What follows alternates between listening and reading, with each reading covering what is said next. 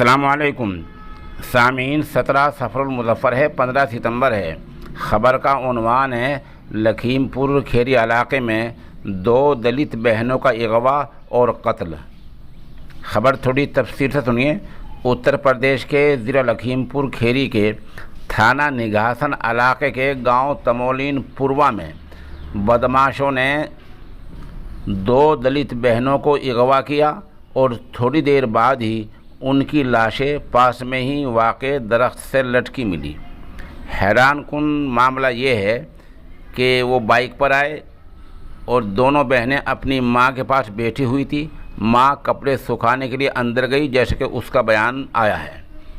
माँ के बयान के मुताबिक वो कपड़े सुखाने अंदर गई। इतने में वो आई तो उसकी दोनों बेटियों को, एक की उम्र 15 साल, दूसरी की उम्र 17 साल, 3 बदमाश उठाकर वोजा ले गए।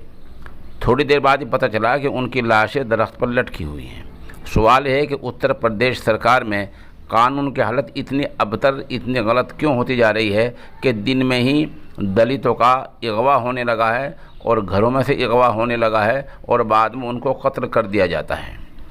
पुलिस बयान के मुताबिक एक मुलजिम छोटू को हिरासत में ले लिया गया है, पूछताछ की जा रही है। पुलिस ने इस मामले में दफ़ा 302 और दफ़ा 376 के तहत मुकदमा दर्ज करके छानबीन शुरू कर दी है।